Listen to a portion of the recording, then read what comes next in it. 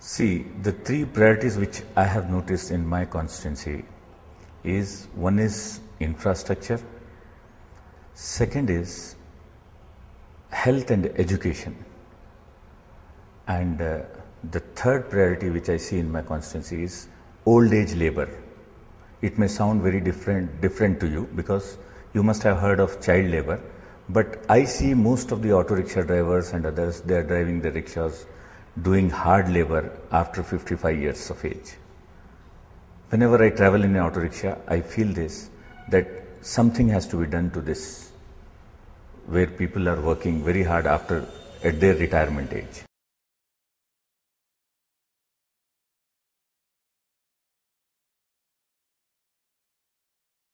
I will collect the statistics from my constituency and I'll make different welfare committees.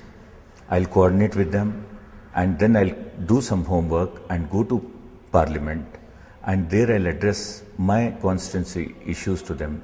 When they can allocate so much of budget for defense and so many other things, they can as well allocate for education, health and the topics which I have discussed.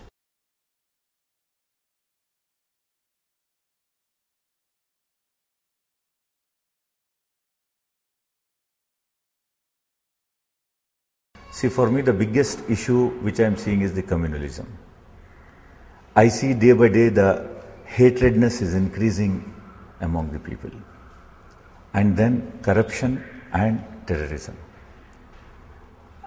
For me, all these issues, if we can impart very good education, I think we can solve this problem. Because of the communalism, lots of infighting is taking place. And people are getting agitated for smaller issues. Whereas if we build a sense of secularism in them, and they can definitely, these things can be avoided. And corruption for me is not only the person who takes under the table, he is corrupt. For me, the person who gives the money is also equally corrupt. We keep talking about bureaucrats, police and politicians, but the public who is also involved. If we give them good education, if there is no economical disparity among the people, then I think these things can be curbed and can be eradicated.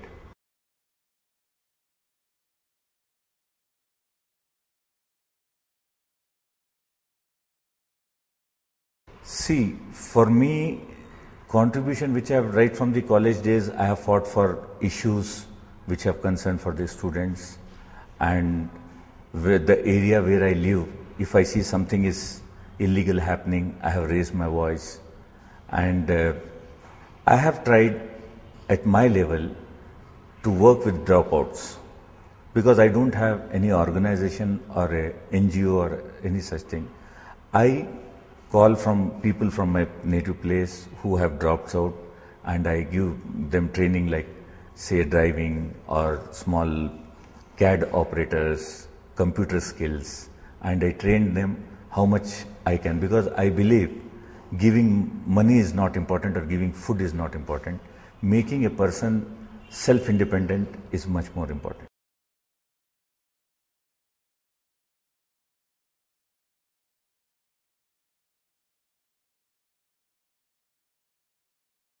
See, the turning point of my career was the biggest failure when after SSLC, when I joined PUC, I have failed in 3-4 subjects. Then I decided not to study further.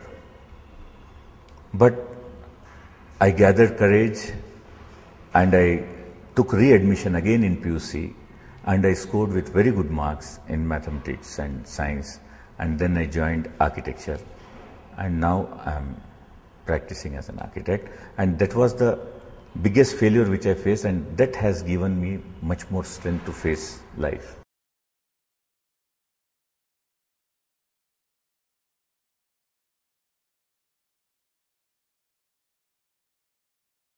See,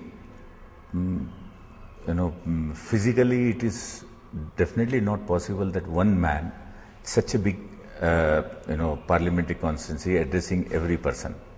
So what I have planned, I will make in different segments, different committees, and I will involve people, and then I will keep say 3 to 4 hours in a day when I am in my constituency to meet my constituency people, and then the welfare committees which are working in different areas, I'll interact with them.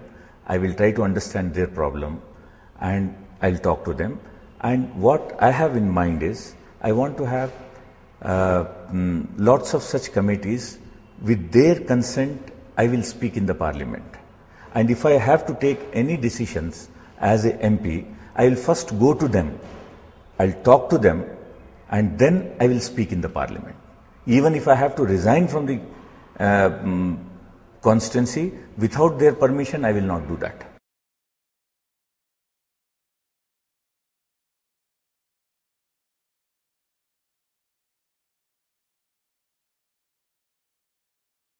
See, as I said, corruption, for example, I'll tell you, like Election Commission of India, we have been seeing elections some 10 years back. Now we are seeing the elections without any propaganda, without any sound menace.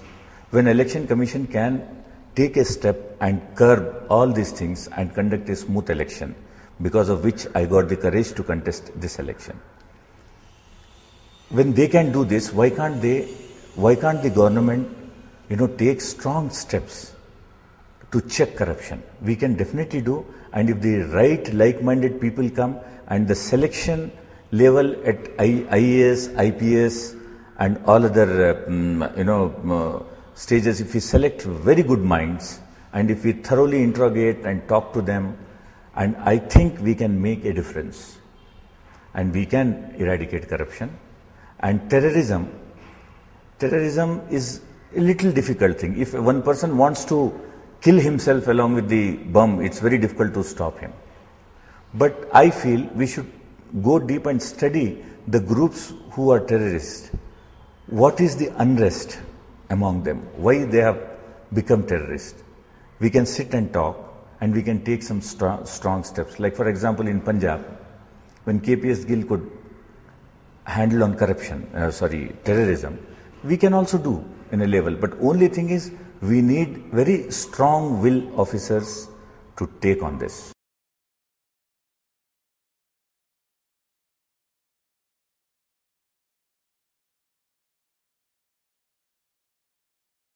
See, again here the corruption,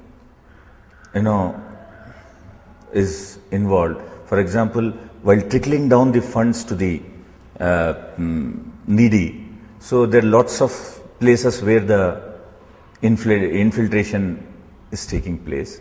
So if we really have a very good check and if we involve the people in this actively, I think now today there are people who are now the people mindset is changing.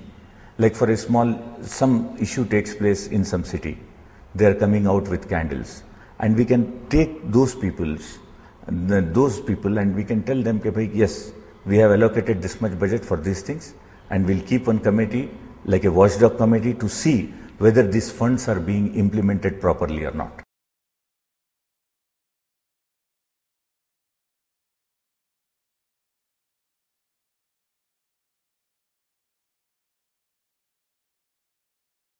Unemployment is again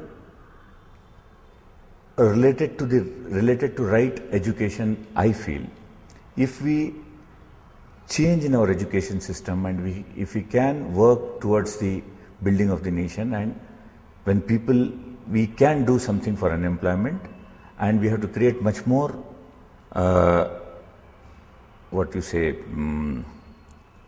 avenues where we can create employment instead of depending on other countries for employment.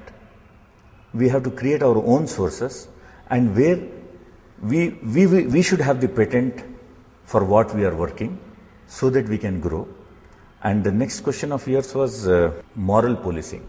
See, communalism is the biggest problem for this moral policing. As long as you say my religion is good, fine.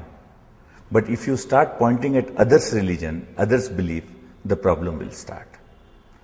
And everybody has the right to live the way he wants to live, the way he wants to eat, the way he wants to dress. We are nobody to moral police. And I don't believe in imposing our, ideas on others.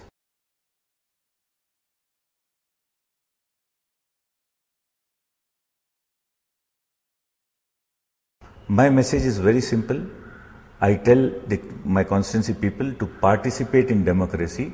Please don't abstain from it.